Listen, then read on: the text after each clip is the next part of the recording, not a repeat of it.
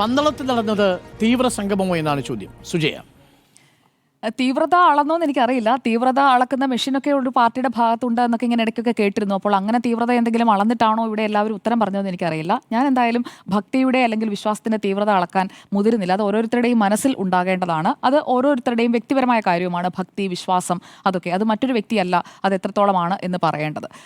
അതുപോലെ തന്നെ ഇവിടെ നേരത്തെ ജിമ്മി ജെയിംസ് പറഞ്ഞ കോർണർ മീറ്റിംഗ് എന്ന വാചകത്തോട് ഞാൻ പൂർണ്ണമായും വിയോജിപ്പ് അറിയിക്കുകയാണ്. കാരണം അയ്യപ്പന്റെ ബാലകനായിരുന്ന സമയത്തെ ഏറ്റവും പരിപാവനമായ സ്ഥലമായി കരുതുന്ന ഇടമാണ് പന്തളം. ആ പന്തളത്താണ് ഇന്നത്തെ സംഗമം നടത്തിയത്. അപ്പോൾ അതിനെ ഒരു കോർണർ മീറ്റിംഗ്, ഒരു രാഷ്ട്രീയ യോഗം പോലെ ഒന്നാണ്.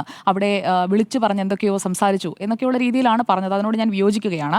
ഇവിടെ വിശ്വാസികളുടെ സംഗമം എന്ന് പറഞ്ഞുകൊണ്ട് അയ്യപ്പ ഭക്തരായ ആളുകളാണ് അവിടെ ഒത്തുചേർന്നത്. അതിൽ സംഘപരിവാറുകാരായ ആളുകളെ, പ്രത്യേകിച്ചും വത്സൻ തില്ലങ്കേരിയൊക്കെ കാണുമ്പോൾ ചിലപ്പോൾ അസ്വസ്ഥതയുണ്ടാകും. ആ അസ്വസ്ഥത സ്വാഭാവികമാണ്. പക്ഷേ കേരളത്തിന്റെ ഈ ഒരു സാമൂഹിക സാംസ്കാരിക പരിസരത്ത് വത്സൻ തില്ലങ്കേരിയൊക്കെ ഇതിൽ സജീവമായി ഇനിയും കൂടുതൽ കാലം ഉണ്ടാവുക തന്നെ ചെയ്യും. താങ്കൾ എത്ര വിയോജിപ്പ് അറിയിച്ചാലും. ഇവിടെ 20-ാം തീയതി ആഗോള അയ്യപ്പ സംഗമം പമ്പയിൽ നടക്കുന്നു. അതിന് ആ സംഗമത്തെക്കുറിച്ചുള്ള അറിയിപ്പുകൾ വന്നപ്പോൾ മുതൽ ചർച്ചകൾ നടക്കുമ്പോൾ തന്നെ ഈ സംഗമത്തിലല്ല പങ്കെടുക്കുന്നത്, വിശ്വാസികളുടെ സംഗമമല്ല എന്ന് പറഞ്ഞുകൊണ്ട് യോജിക്കാനും വിയോജിക്കാനുമായിട്ടുള്ള അവകാശം ഏത് പൗരനും ഉള്ളതുപോലെ തന്നെ അത് വിശ്വാസികളും പൗരന്മാർ തന്നെയാണല്ലോ. അപ്പോൾ അവർക്കും ആ വിശ്വാസം അനുസരിച്ചുകൊണ്ട് തന്നെയാണ് അവരവരുടെ അവകാശങ്ങൾ ഉയർത്തിപ്പിടിച്ചുകൊണ്ട് തന്നെയാണ് ബദൽ സംഗമം അവിടെ സംഘടിപ്പിച്ചത്.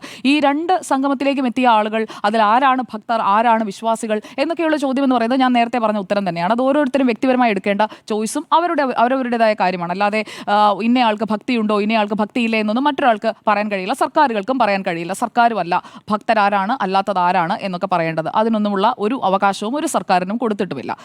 ഇവിടെ ഹിന്ദുക്കൾ അതുപോലെ തന്നെ വാവൂര് സ്വാമിയെ കൂട്ടുപിടിച്ചുകൊണ്ട് ഇത് മുസ്ലിം വിരുദ്ധത അതിൽ പ്രചരിപ്പിക്കാൻ ശ്രമിച്ചു. അത് ആ ഒരു സ്വാമിയുടെ ഒരാളുടെ പ്രസംഗത്തിൽ വന്ന ഒരു ഭാഗം മാത്രം വളർത്തിയെടുത്തുകൊണ്ടാണ്. കാരണം എന്തായാലും ക്ഷീരമുള്ളോർ അകിടിൻ ചുവട്ടിലും ചോര തന്നെ കൊതുകിന് കൗതുകം എന്ന ലാഘവത്തോടെ ഞാൻ ആ പ്രസ്താവനയെ എന്തായാലും കാണുന്നുള്ളൂ. ഇവിടെ ഹിന്ദുക്കൾ എന്തായാലും വിഡ്ഢികളൊന്നുമല്ല. 2018 മുതൽ തന്നെ കൃത്യമായി അവർ പറയേണ്ട കാര്യങ്ങൾ പറഞ്ഞും ആചാരങ്ങളെക്കുറിച്ച് പറഞ്ഞും വിശ്വാസത്തെക്കുറിച്ച് പറഞ്ഞും ഒക്കെ മുന്നോട്ട് പോകുന്നത് കണ്ടതുകൊണ്ടാണല്ലോ അകന്നുപോയ ഹിന്ദു വോട്ടുകൾ തിരികെ കൊണ്ടുവരുന്നതിന് വേണ്ടി വിശ്വാസികൾ പാർട്ടിയിൽ നിന്ന് അകന്നു പോയിട്ടുണ്ടെങ്കിൽ അത് പാർട്ടിയിലേക്കും മുന്നണിയിലേക്കും തിരികെ കൊണ്ടുവരുന്നതിനായിട്ടുള്ള ശ്രമം ഒരു സർക്കാർ അല്ലെങ്കിൽ ഒരു പാർട്ടി തന്നെ മുൻകൈയെടുത്ത് നടത്തുന്നത്. ഒന്നും അറിയാത്തവരൊന്നും അല്ലല്ലോ CPIM. അപ്പോൾ അവർ കൃത്യമായി കാര്യങ്ങൾ പഠിച്ച് അത് അവരുടെ സംസ്ഥാന സമ്മേളനത്തിന്റെ റിപ്പോർട്ടിന്റെ അടക്കം ഭാഗമായിരുന്നു. പാർട്ടി വോട്ടുകൾ എവിടെ നിന്നാണ് ചോർന്നു പോയത് എന്നതടക്കം അത് തിരിച്ചു കൊണ്ടുവരാനായിട്ടുള്ള ശ്രമമാണ് 20-ാം തീയതിയിലെ സംഗമത്തിലൂടെ നടന്നത് എന്നത് പരസ്യമായ രഹസ്യമാണ്. ഇനി ഇവിടെ ഏത് രീതിയിൽ വോട്ട് പിടിക്കാനാണ്? ഇന്ന് അവിടെ വന്ന ആളുകളുടെയൊക്കെ വോട്ട് എന്തായാലും അത് BJPക്ക് വോട്ട് ചെയ്തുകൊണ്ടിരിക്കുന്ന ആളുകൾ തന്നെയാണ്. അതിൽ ഇത്രയ്ക്ക് മറച്ചു വെക്കാൻ എന്താണുള്ളത്? അവിടെ വന്ന പരിവാർ സംഘടനകളുടെ ആളുകൾ അവരെന്തായാലും പോയി CPIM വോട്ടൊന്നും ചെയ്യില്ല. അവർ BJPക്ക് തന്നെ വോട്ട് ചെയ്യുകയുള്ളൂ. ജയിച്ചാലും തോറ്റാലും BJPക്ക് തന്നെ അവർ വോട്ട് ചെയ്യുകയുള്ളൂ. BJP ഇവിടെ ജയിക്കുന്നില്ല അല്ലെങ്കിൽ സീറ്റില്ല എന്നത് മാത്രമേ ഉള്ളൂ. പക്ഷേ പണ്ടുണ്ടായിരുന്നതിനേക്കാൾ ശതമാനക്കണക്കിൽ അല്ലെങ്കിൽ പാർലമെന്റ് തെരഞ്ഞെടുപ്പിൽ 11 നിയമസഭാ മണ്ഡലങ്ങളിൽ 1-ാം സ്ഥാനത്തേക്ക് അവർ എത്തിയിട്ടുണ്ട്. അങ്ങനെ പടിപടിയായിട്ടാണ് വളരുന്നത്. രാജ്യത്തിന്റെ ഭരണത്തിലേക്ക് ഇപ്പോൾ തുടർച്ചയായ 3-ാം ഊഴത്തിലേക്ക് എത്തുന്നതിന് മുൻപ് 2 സീറ്റ് മാത്രമുള്ള പാർട്ടിയായിരുന്നു. അതിൽ നിന്നാണ് വളർന്നു വരുന്നത്. അതുപോലെ തന്നെ അത് കേരളത്തിലും വിദൂരമൊന്നുമല്ല. ത്രിപുരയിലും ബംഗാളിലും ഒക്കെ സംഭവിക്കാമെങ്കിൽ കേരളത്തിലും സംഭവിച്ചു കൂടായികയൊന്നുമില്ല. പലയിടത്തായി പരന്നു കിടന്നിരുന്ന ഗ്രാൻഡ് ഓൾഡ് പാർട്ടിയുടെയൊക്കെ ഇന്നത്തെ അവസ്ഥ എന്താണെന്നൊക്കെ നമ്മൾ കണ്ടുകൊണ്ടിരിക്കുകയാണല്ലോ. ഇവിടെ എന്തായാലും പന്തളത്തെ കസേരകളൊന്നും AI ക്രിയേഷൻ ആണെന്നും ആർക്കും പറയേണ്ടി വന്നില്ല. കാരണം കസേരയിൽ ഇരിക്കാൻ പോയിട്ട് നിൽക്കാൻ പോലും സ്ഥലം കിട്ടാതെയാണ് ആൾക്കാർ അവിടെ തിങ്ങി നിറഞ്ഞിരുന്നത്. നമ്മുടെ റിപ്പോർട്ടേഴ്സ് തന്നെ പറഞ്ഞതനുസരിച്ച് പന്തളത്തെ ഈ നാനാക്ക് മൈതാനം കൺവെൻഷൻ സെന്ററിന്റെ ഭാഗം അവിടെ മുഴുവൻ നിറഞ്ഞ ആളുകൾ നിൽക്കുകയായിരുന്നു. എന്തായാലും ആഗോള അയ്യപ്പ സംഗമം പോലെ ഒരു തത്സമയ കവറേജ് ഒന്നും കേരളത്തിലെ മാധ്യമങ്ങൾ വലുതായിട്ടൊന്നും കൊടുത്തതായിട്ട് കണ്ടില്ല. ഇടയ്ക്കിടയ്ക്ക് അതേക്കുറിച്ച് സൂചിപ്പിച്ച് ആ സമയത്തെ ദൃശ്യങ്ങൾ മാത്രം കാണിച്ചാണ് പോയത്. പക്ഷേ ആദ്യം മുതൽ അവസാനം വരെ 3 മണിക്ക് ശേഷമായിരുന്നു ഉദ്ഘാടന സമ്മേളനം. ആ ഉദ്ഘാടന സമ്മേളനത്തിലേക്ക് എത്തുന്നതിന് മുൻപ് തന്നെ അവിടെ വലിയ ആൾക്കൂട്ടമുണ്ടായിരുന്നു. ഭക്തരുടെ തിങ്ങി നിറഞ്ഞ ഒരു സദസ്സ് നമുക്ക് അവിടെ കാണാൻ കഴിയുമായിരുന്നു.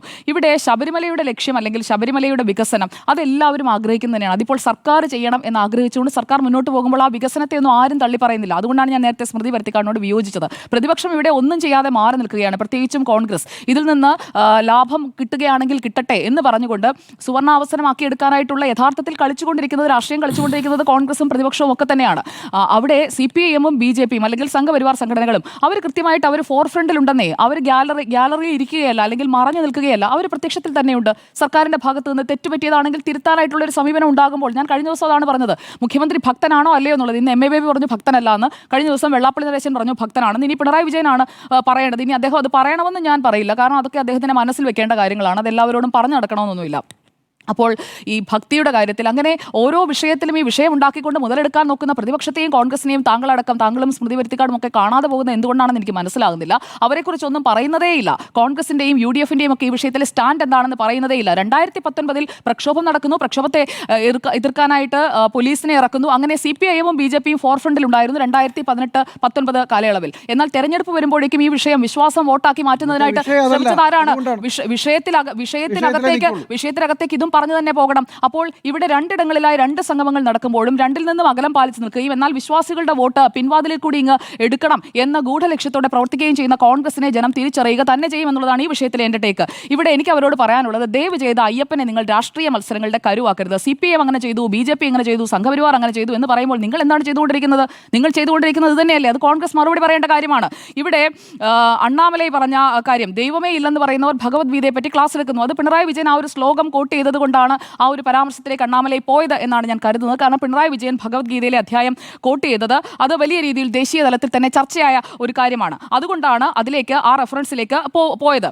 ഇവിടെ തിരിച്ച് മറുപടി പറഞ്ഞതിനകത്തെ കാമം മാത്രം താങ്കൾ എടുത്തു പറഞ്ഞതുകൊണ്ട് ഞാൻ അതിലേക്കൊന്ന് വിശദമായി പോകാമെന്ന് കരുതുകയാണ്. കാരണം ജനങ്ങൾക്ക് തെറ്റിദ്ധാരണ ഉണ്ടാകാൻ പാടില്ലല്ലോ. ഇവിടെ പറഞ്ഞ ഭാഗം ഏതാണ്? അധ്യായം 16. അധ്യായം 16-ലാണ് പറയുന്നത് ദിവ്യവും ആസുരവുമായ ഭാവങ്ങളെക്കുറിച്ചാണ് പറയുന്നത്. അത് ഏത് മനുഷ്യനിലുമുണ്ട്. എന്നിലും നിങ്ങളിലും എല്ലാവരിലുമുള്ള ആസുരവും ദിവ്യവുമായ ഭാവങ്ങളെക്കുറിച്ചാണ് പറയുന്നത്. അപ്പോൾ അത് സ്വഭാവങ്ങളുടെ ഭാഗമാണ്. അതിൽ പറയുന്ന ശ്ലോകം 18 അതിലെ ഒരു ഭാഗമാണ് ഇന്ന് അണ്ണാമലൈ പറഞ്ഞത്. അതിലെ കാമം മാത്രം എടുത്തു പറയുമ്പോൾ അതിന് മുൻപുള്ള വാക്കുകൾ കൂടി നോക്കണം. എന്താണ് ആ ശ്ലോകത്തിൽ പറയുന്നത് എന്നുള്ളത്?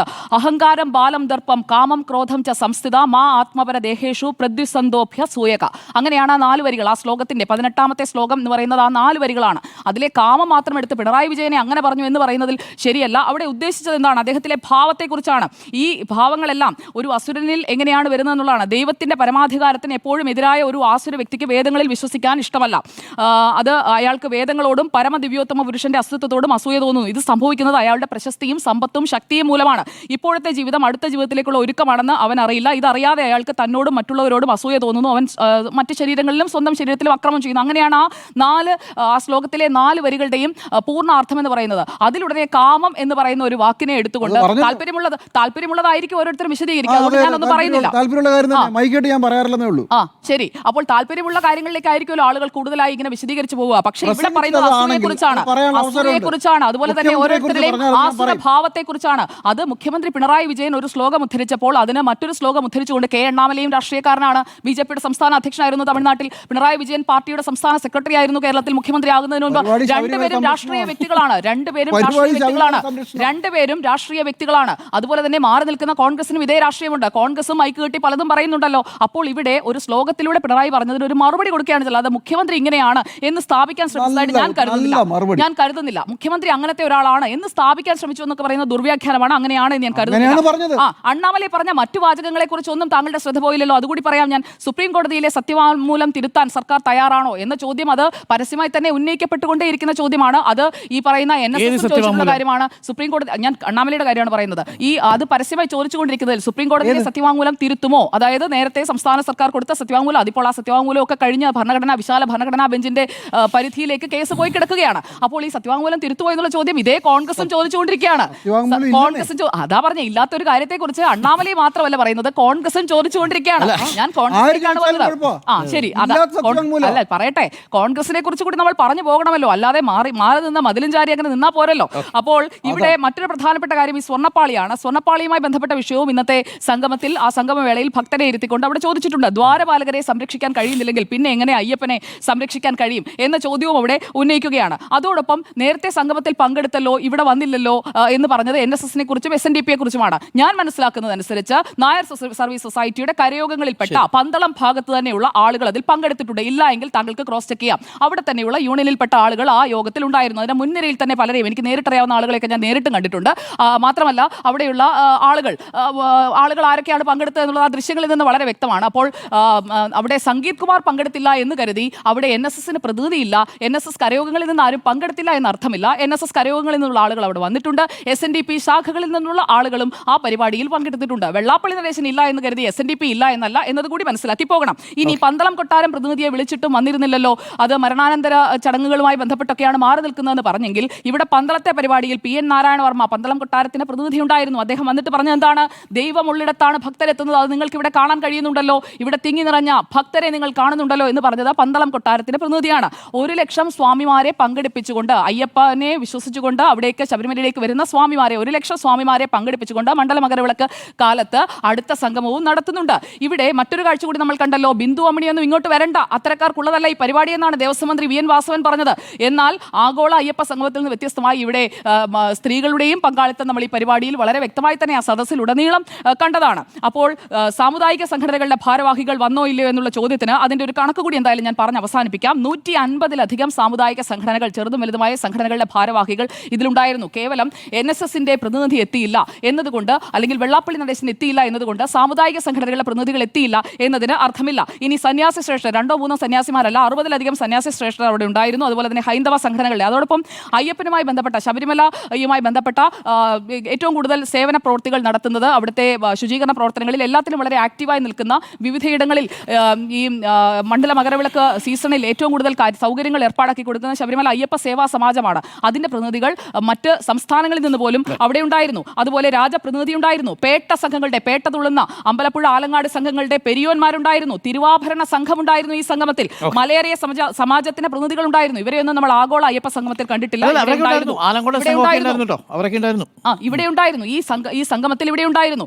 അതോടൊപ്പം തന്നെ അവിടെ സെമിനാർ നടന്നില്ല എന്നതാണ് താങ്കളുടെ പ്രശ്നമെങ്കിൽ, വിശ്വാസം, വികസനം, സുരക്ഷ ഈ വിഷയത്തിൽ അവിടെ സെമിനാറും നടന്നിരുന്നു. അതായിരുന്നു രാവിലത്തെ ആദ്യ പകുതി. അത് താങ്കൾ കാണാതെ പോയതായിരിക്കാം. എന്തായാലും അതിനുശേഷമാണ് ഭക്തജന സംഗമം അണ്ണാമലയൊക്കെ വന്ന് ഉദ്ഘാടനം ചെയ്തത്, തേജസ്വി സൂര്യ അടക്കം പങ്കെടുത്തത്. ഇനി ചെലവ് കൂടി പറഞ്ഞ് ഞാൻ അവസാനിപ്പിക്കാം. 7 കോടിയൊന്നും എടുക്കാനില്ല പാവപ്പെട്ട അയ്യപ്പന്മാരുടെ കയ്യിൽ, പാവപ്പെട്ട ഭക്തരുടെ കയ്യിൽ. അതുകൊണ്ട് 10 ലക്ഷത്തിൽ രൂപ മാത്രം ചെലവിട്ടുകൊണ്ടാണ് പന്തളത്തെ താങ്കൾ പറഞ്ഞ സോക്കോൾഡ് കോർണർ മീറ്റിംഗ്, അത് പാവപ്പെട്ട വിശ്വാസികളുടേതാണ്, അത് അവരവിടെ നടത്തിക്കോട്ടെ. അതവിടെ നടന്നത് 10 ലക്ഷം രൂപയിൽ താഴെ മാത്രം ചെലവിട്ടുകൊണ്ടാണ്. അപ്പോൾ ഇതൊരു തീവ്ര സംഗമമല്ല, ഇതൊരു വിശ്വാസി സംഗമമായിട്ടാണ് ഞാൻ കാണുന്നത്. അപ്പോൾ ഈ ശബരിമല 7 കോടി കൊടുത്തത് ഭക്തരല്ലേ? അവർ ഭക്തരല്ല എന്ന് ഞാൻ പറഞ്ഞില്ലല്ലോ. അല്ല, പാവപ്പെട്ട ഭക്തരാണ് സംഘടിപ്പിച്ചതെന്ന് പറഞ്ഞത്. അത് പണക്കാരായ ഭക്തരെന്നാണ്. അത് ദേവസ്വം ബോർഡാണല്ലോ സംഘടിപ്പിച്ചത്. അല്ല, പണം കൊടുത്തത് ദേവസ്വം ബോർഡല്ല, ദേവസ്വം ബോർഡാണല്ലോ സംഘടിപ്പിച്ചത്. സ്പോൺസർമാരിൽ നിന്നാണല്ലോ. ഭക്തരല്ലെന്ന് ഞാൻ പറഞ്ഞില്ല. തീവ്രത ഞാൻ അളക്കുന്നില്ല എന്ന് പറഞ്ഞാൽ താങ്കൾ തന്നെയാണ് ഇപ്പോൾ അളന്നത്. പാവപ്പെട്ട ഭക്തർ, പണക്കാരെന്ന് അല്ലല്ല, ഭക്തരിൽ പാവപ്പെട്ട മനുഷ്യർ അവിടെ വന്നു തന്നെയാണ്.